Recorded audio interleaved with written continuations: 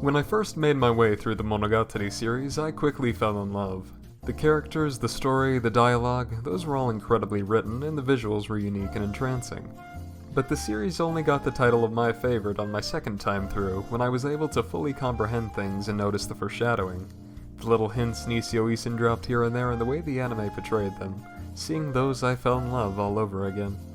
When it comes to foreshadowing in the Monogatari series, there's plenty that I could talk about, but because of a request from a few of the people in my Discord server, which you should totally check out if you haven't, there's a link in the description, I'm going to be discussing the foreshadowing of Ougi Oshino. And this is probably obvious, but this video will have spoilers for the latter half of the Monogatari series, so be warned. The biggest question with this character's appearance is who, or what, is Ougi Oshino? Well, as Araragi says, if Ougi Oshino was a math problem, then Ougi Oshino would equal Ougi Oshino, with no other way of expressing it. No matter what she does that may seem out of character, it always ends up being something characteristic of her. He later says that if you were to write Ougi Oshino as a character in a novel, it would come out to be just one line. Ougi Oshino was Ougi Oshino, and everyone lived happily ever after. Ougi is herself.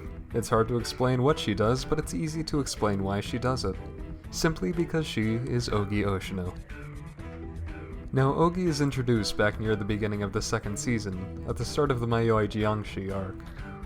It's pretty clear right from the get-go that something is off about Ougi, that Ougi isn't human, though that's not explicitly said until the very end of the Shinobu Time arc.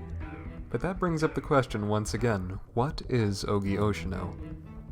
With the aberrations and oddities in the series, we usually get some kind of description of their properties or purposes, but that's not immediately the case with her. The series isn't shy about giving hints though. Foremost among these is Ougi's connection to Araragi.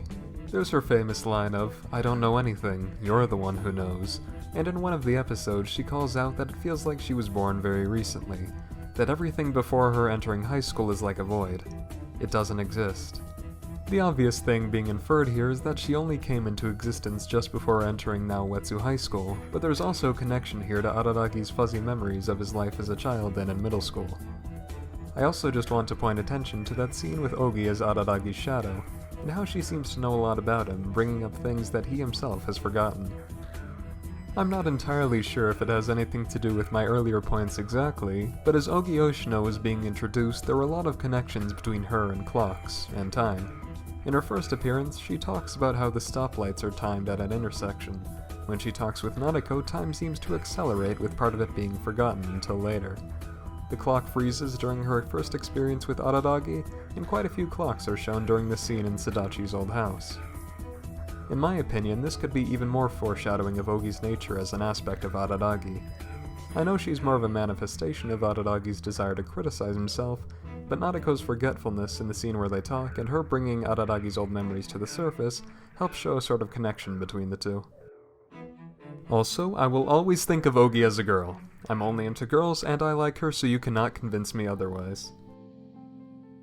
Well, there's your Ougi video. I hope it was satisfactory. See if you can count how many times I say Ougi or Ougi Oshino in this video, including those ones. Anyway, if you enjoyed this video at all, feel free to like or comment, or even subscribe if you're feeling daring. I've been your host, Gavin here at Hitagi's Table, and I'll see y'all some other time.